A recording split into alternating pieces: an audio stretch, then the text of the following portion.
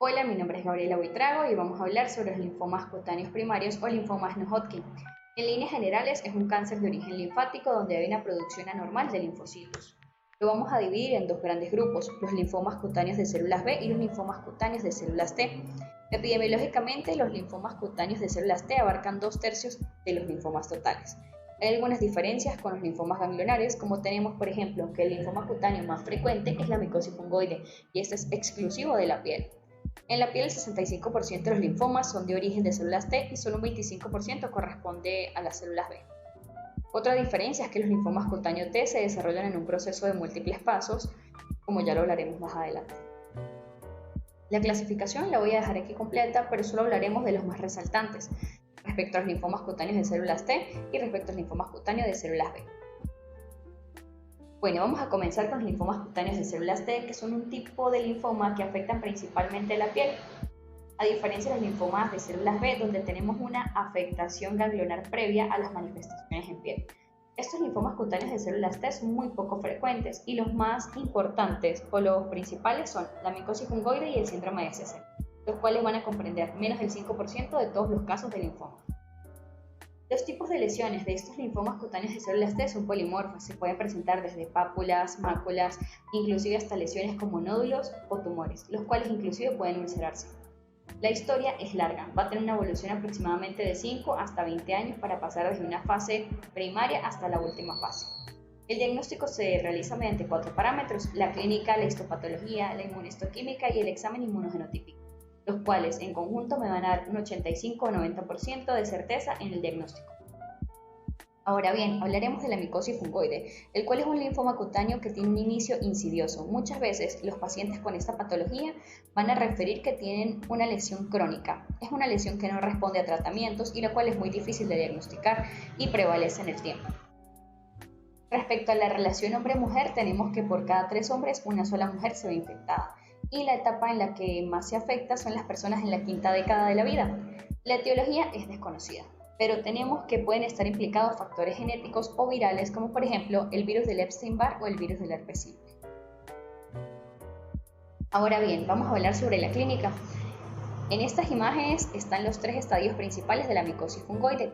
Tenemos en la imagen A en parche, la micosis en parche, donde vamos a tener unas lesiones eczematosas de límites muy mal definidos. Histológicamente vamos a tener un infiltrado linfocitario atípico en la dermis papilar. En la fase en placas que tenemos en la imagen D se pueden observar unas lesiones de tipo descamativas con bordes muy bien delimitados, las cuales van a producir en el paciente gran prurito. Histopatológicamente se va a observar como un infiltrado linfocitario, pero este va a ser mucho más denso y se va a formar en banda en la dermis superficial. La imagen G podemos observar el estadio de la fase tumoral o nodular. Se van a encontrar tumores o nódulos subcutáneos o cutáneos, los cuales pueden tender a ulcerarse en el tiempo. Histopatológicamente tendremos un infiltrado linfocitario que va a ser mucho más difuso y que me va a afectar completamente la dermis. Los inmunofenotipos de la micosis fungoide les voy a dejar aquí, hablaremos un poco sobre el pronóstico. El pronóstico va a depender del estadio en el que se logre diagnosticar al paciente y cómo responda este al tratamiento. La sobrevida se dice que es de 5, que en 5 años es del 87%. O sea, es muy bueno. El tratamiento va a variar según el estadio clínico, pero lo podemos diferenciar en dos partes, en los tratamientos locales y en los tratamientos sistémicos. Uno de los ejemplos más comunes en pacientes en estadios iniciales son los corticoides tópicos, como un tratamiento local. Y en los sistémicos podríamos hablar de la quimioterapia.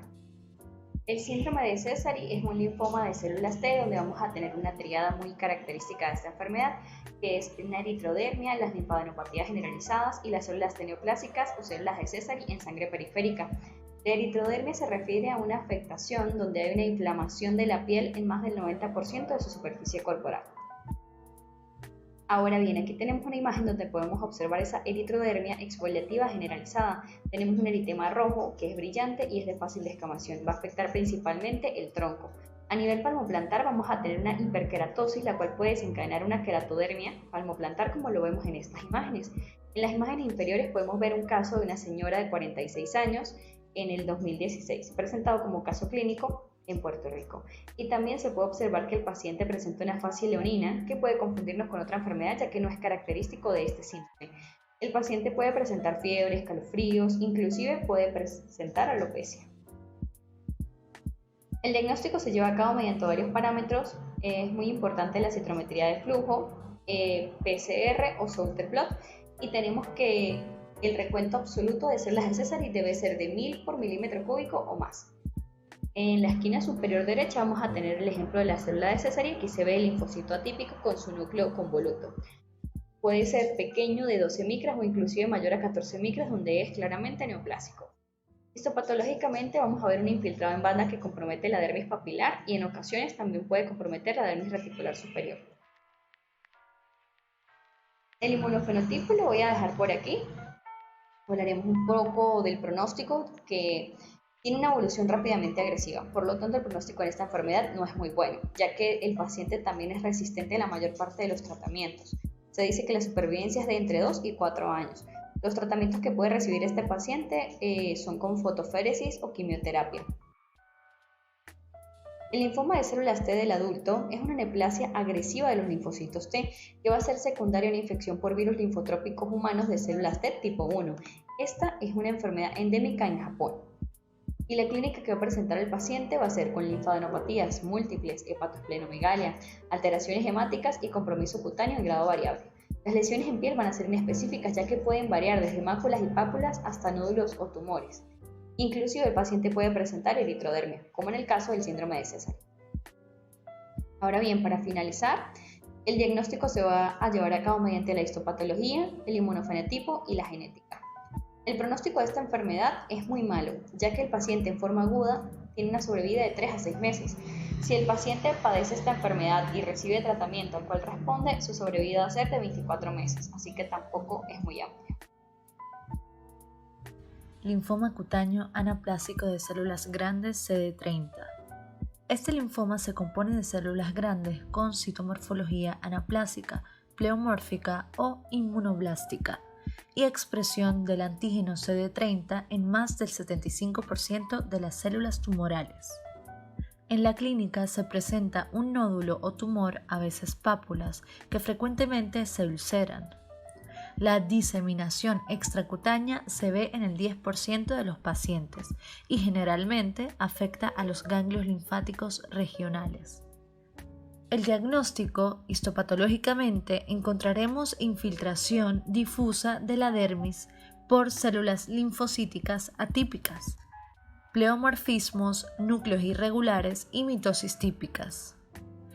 CD30 positivo en por lo menos el 75% de las células grandes. Genéticamente encontraremos un rearreglo del gen del TCR en muchos casos. El pronóstico de un linfoma cutáneo anaplásico de células grandes CD30 positivo es generalmente favorable, con un 80 a 90% de sobrevida a los 10 años. El tratamiento puede ser radioterapia o escisión quirúrgica como primera elección en aquellos pacientes con pocos nódulos o tumores pequeños localizados, o también radioterapia o bajas dosis de metotrexate o etopósido en pacientes con pocas lesiones cutáneas multifocales. Linfomas cutáneos primarios de células B. Linfoma B primitivo cutáneo de la zona marginal. Es un linfoma primario cutáneo de las células B más frecuente conjunto con el linfoma centrofolicular. La OMS lo califica dentro de los linfomas de comportamiento indolente y en algunos casos la Borrelia burgdorferi puede desempeñar un papel en la patogenia de este tipo de linfoma. La clínica son tumores rojos o violáceos indurados de superficie lisa, solitarios o múltiples. La ulceración es infrecuente y están localizados en el sector proximal de las extremidades, en los glúteos y el tronco. En el diagnóstico histopatológico encontramos proliferación linfoide de células pequeñas con ocasionales células blásticas. También agregados de células plasmáticas maduras en la parte periférica de los nódulos linfoides. Se realiza el diagnóstico inmunofenotípico y el diagnóstico genético en el que se halla un rearreglo clonal del gen de las inmunoglobulinas. Un tercio de los casos de un linfoma B primitivo cutáneo de la zona marginal presentan una translocación de los cromosomas 14 y 18, comprometiendo las inmunoglobulinas y MALT1. El pronóstico es de una sobrevida de 5 años en el 100% de los casos, y el tratamiento dependerá si las lesiones son solitarias o no. Linfoma B primitivo cutáneo centrofolicular.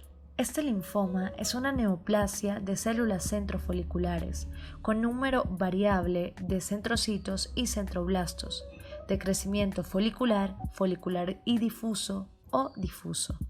Clínicamente son lesiones papuloides, placas o tumores nodulares rojos, solitarios o agrupados, que predominan en cabeza, cuello y tronco, con un pronóstico de sobrevida de 5 años en el 95% de los casos. Linfoma de Burkitt.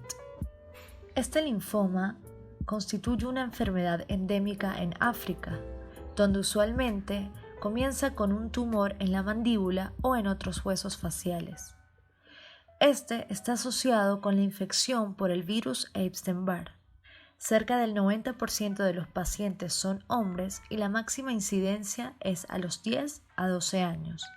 Fuera de África, en los Estados Unidos, el linfoma comienza generalmente en el abdomen, donde forma una masa tumoral grande, y por lo general este linfoma no está asociado al virus Epstein-Barr.